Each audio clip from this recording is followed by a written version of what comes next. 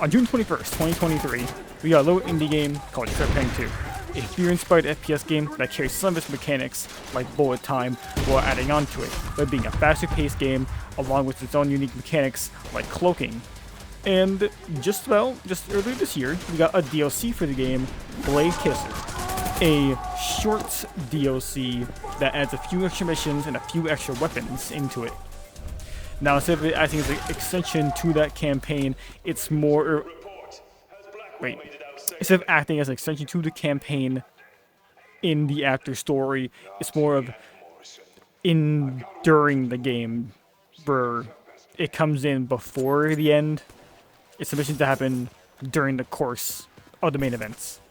Today we're going to be talking about the 2 new missions to the game, as well as the new weapons to the game. There are some new stuff like the Horde mode, but I think it's very, very low priority that in the end I don't really feel like it's worth talking about, to me personally.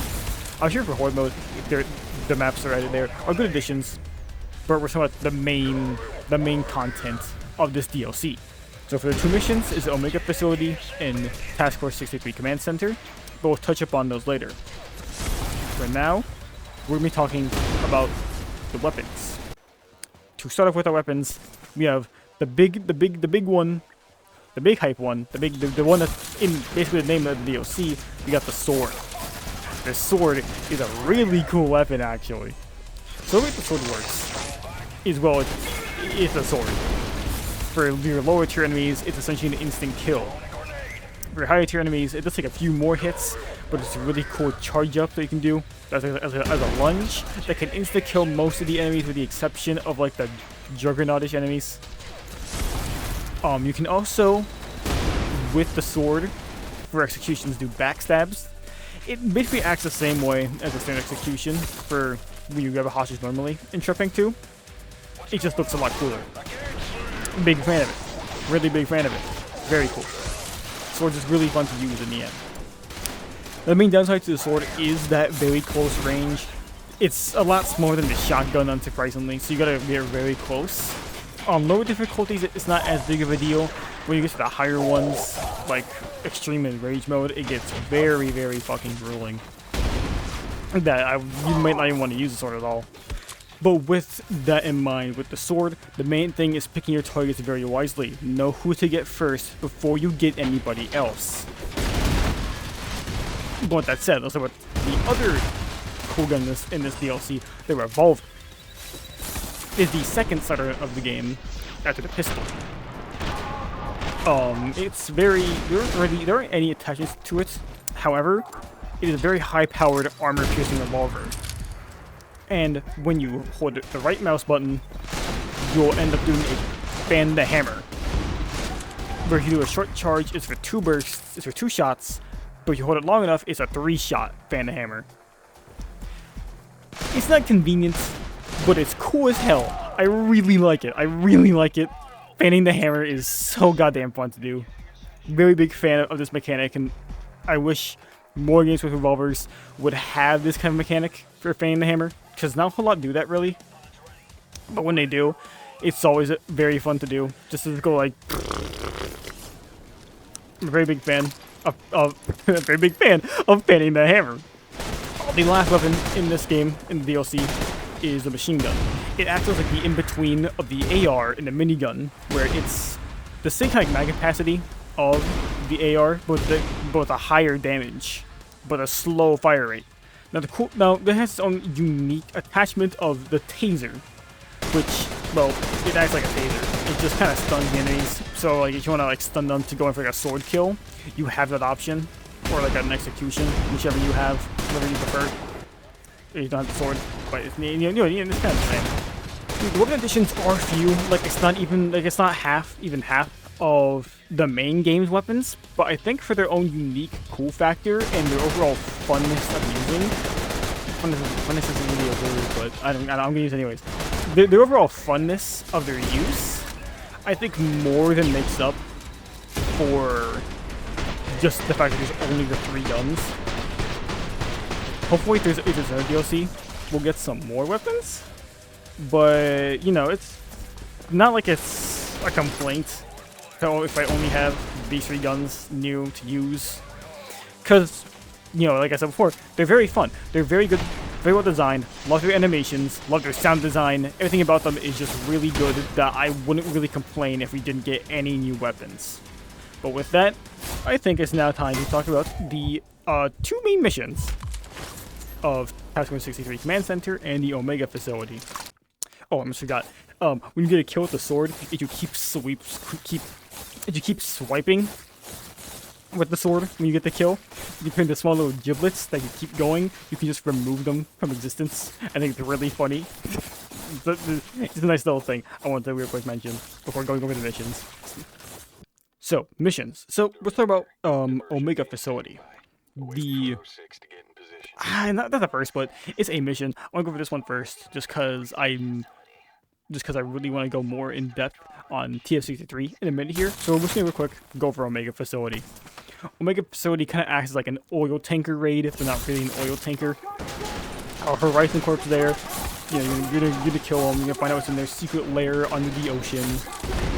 Oh, you know, you go through. There's this cool new way that enemies kind of spawn in. It's these like drop pod things, kind of like Halo in a way, where it's like they kind of crash in, pops open, guys come out. I think it's a really cool addition to kind of spice things up. Because, you know, it's not like it's a major game changer, but it adds to like the game's existing cool factor. That's like, you know, it's not like it's like you see it and you're like, it doesn't shake up the game drastically, but it's so badass that you can just kind of overlook it. You just be like, whatever, I like this.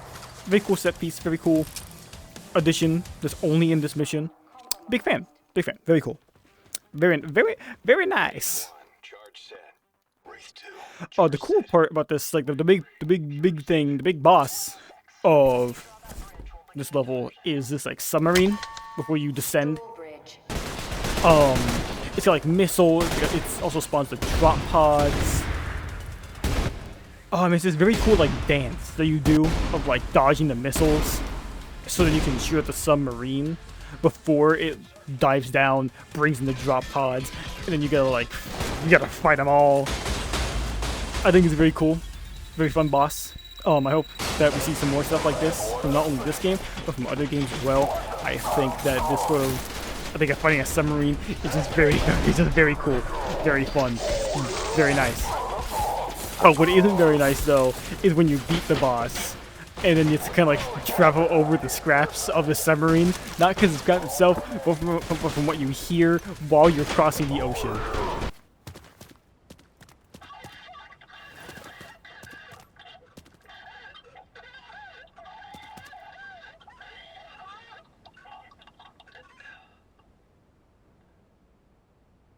Jesus. It's very terrifying. It's not terrifying, but it's very it's something. It's very uncomfortable, and I like that it is. I like that it is uncomfortable. But anyways, so you go across. You fight some more dudes, some HVTs. They're just kind of there to act as like a front. They aren't really that important, to be honest.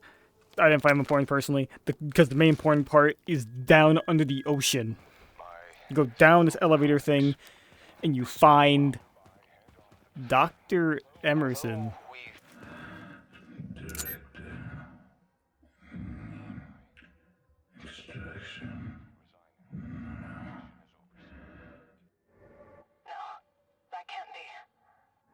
Like he's interlinked with the facility systems.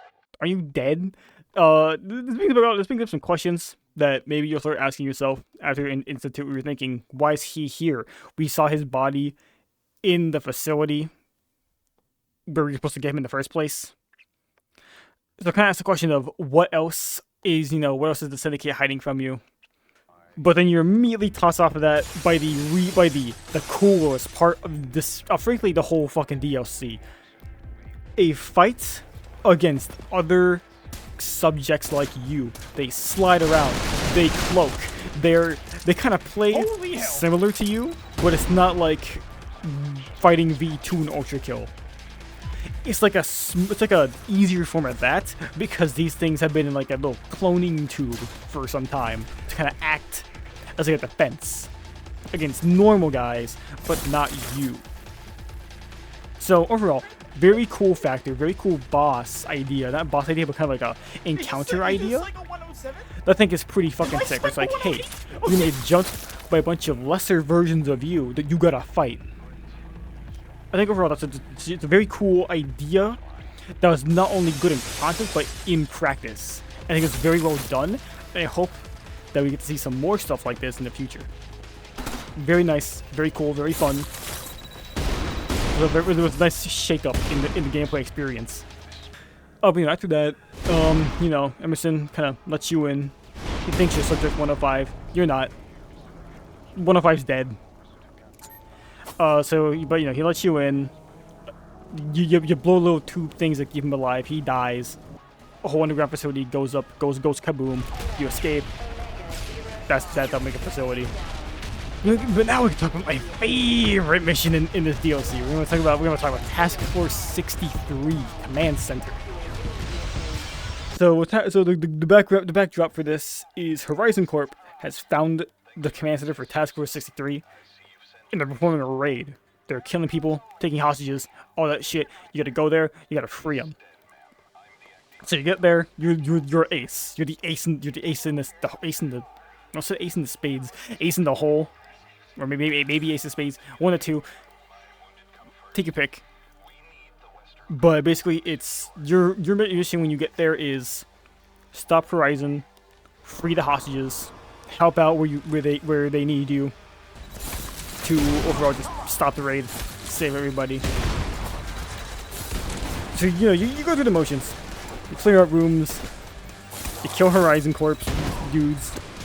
You stop them from getting into the center of the base where you sort of acting commander is, because the main one died. At least if I recall correctly, I think he died. But you essentially the acting commander of the facility, you gotta stop them from getting in there, breaching, killing the guy. So you do that. You move on. You get plays like a normal mission until you reach one specific room where the mission immediately flips over on its head into one of the best missions in the entire game because of how it immediately changes the tone. You lose your extraction, the doors out from above are shut, you can't leave. What happens now? Well, now you kill him. 6-3, you've got to have another extraction point somewhere. Fuck, that was our only way out. 6-3, you need to cut your losses and extract without you're wounded. We can't just leave them. Task Force agents can't fall into enemy hands. Captured or not, my men are loyal. 6-3, this isn't a question about loyalty. Horizon knows how to make anyone talk. 106, terminate them. What? This is where the tone of the entire mission, for the most part, changes, at least for a short bit. It takes on more of Metal Gear Solid 5 Mission 43's... Spoilers for Metal Gear Solid 5, by the way. Mission 43, Shining Lights Even in Death, where you had to kill your own mother base members because of a spreading virus. But in this case, it takes on a different context of these guys are injured, we can't let them get interrogated by Horizon, they can make them talk, we need to get rid of them entirely. While the surveyor, the main guy of the facility, is saying, we shouldn't kill them, we can't leave them here, we gotta do something to help them. But your director of your task force is saying, they need to die, there's nothing we can do for them. So you open up each container, and you kill them. I didn't talk about it for facility, but I can now because of the voice acting that's done here in this specific segment of executions as well. But the voice acting for these missions is very, very well done. They do such a good job at making you feel like a piece of shit, and also making you very uncomfortable. I think they do a very, very good job at what they did, and I love each voice actor for their performance in this game, in this DLC. It was such a very incredibly well done performance that I can only give it like a 10. It's such a great job at their voice acting. It's so good, man. It's so good. So you execute all the guys in the facility, in that specific room, and as you make your way back to go help out in other places, Task Force 63 turns their back on you because the director of the task force realizes that they got a better shot at being with Horizon Corp rather than with the Syndicate, because they now know they're going to cut their losses and they're just going to kill their own to save their own asses. So now you're fighting not only Horizon, but the task force that you came here to save in the first place. So now your new goal is to kill that director instead. So you fight through all these rooms of different guys of Horizon and Task Force 63 until you reach the final big room that you were going in the first place to kill them. And you finish just standard, like, wave-based enemies until he spawns, which it's kind of depressing because he has a line for when he spawns. And it's really sad because you know that he probably took this fight knowing how it was going to end. Even like back when he first turned his back on you, mentioned that like he doesn't even hate you. He doesn't blame you. He knows what this is what you're supposed to do in the first place. He's just like, I don't blame you for what you gotta do. I don't hate you for it. This was your job. I'm just doing mine. I'm saving my own guys. And it's depressing. It's sad, man. It's so, this mission's sad, man. This mission's sad. I don't know what to say. It's kind of, man, just, man. But you do the fight, you kill him. Facility begins its own self-destruction. You get out, and it ends with you sitting on a rock, staring at the destruction of the facility, as the rest of your task force arrives to do cleanup on the entire facility. And with that is Trepang to Bladekisser, at least the missions. Real quick, we can go over the soundtrack. The soundtrack is incredibly well done by the always wonderful Brandon McKagan. I think it's McKagan. I hope I pronounced it right, but Brandon. He did some amazing work on the soundtrack once again. I'm very, very. It's all bangers. It's all bangers. Take a listen to some of the tracks.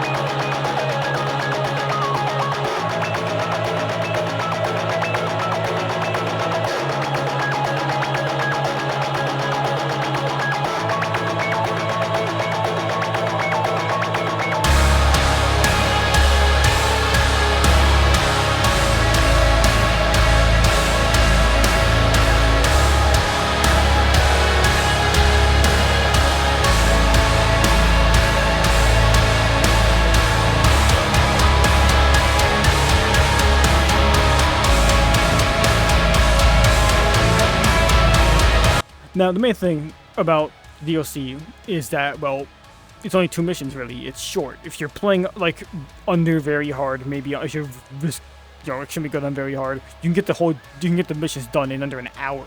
On Extreme Rage mode, it'll probably take you an hour on each mission, but even then, it's still just overall a very short campaign, very short DLC. But, with that said, would I recommend it? Absolutely. There's no way I would recommend it. It's short, but it's sweet. And I think I would rather have a short but good DLC than a dragged out and bad DLC. And I think that's kind of the whole thing. Just short and sweet. That's how I kind of describe the DLC. So it's absolutely worth its pricing point. It's worth its price point. I would say to fully get your bang for your buck, to get the season pass, so you also get the survival mode as well, so you get some more, get some more camos for your guns to make them look cooler. Because then it only costs you $1 less than buying both DLCs separately if you buy them both later down the line. So pick up both DLCs, because honestly, it's just good, man. They deserve some support for this. It's a very good game, very good DLC overall. Bang for your buck if you buy the game and the season pass. It's great content-wise. And, like, dude, just, like, the new weapons are, like, the ice cream that you get in that Sunday. And, like, the soundtracks and the missions. Or weapons, whichever order I did in that. I'm already forgetting, because I'm kind of stupid here. I'm going off script. It's, like, that very nice cherry on top with the whipped cream. The DLC is just amazing, man. Like, just go buy the DLC. Go buy it right now. I'm not... that's enough. That's all I got for you guys. This is probably going to be a comedically shorter video, admittedly, but that's not surprising. It's a short DLC that I kind of want to talk about, because like I said in the last video, I scrapped my original Trepang 2 video. I got some ideas for the next one, the next video. It'll probably most likely be about Helldivers 2's upcoming patch at the time of recording this video. Will release later this week, if not like tomorrow, as of recording this. I'm really looking forward to talking about it, because I really love Helldivers 2. Despite the fact I'm really pissed off about the fact they restricted it in a bunch of fucking countries. Like, seriously, fuck you, fuck you, Sony. I can't believe you did that. It's messed up, man. It's messed up. But I'll talk about the Helldivers 2 update, most likely. Anyways, if not, I got some extra ideas in the tank.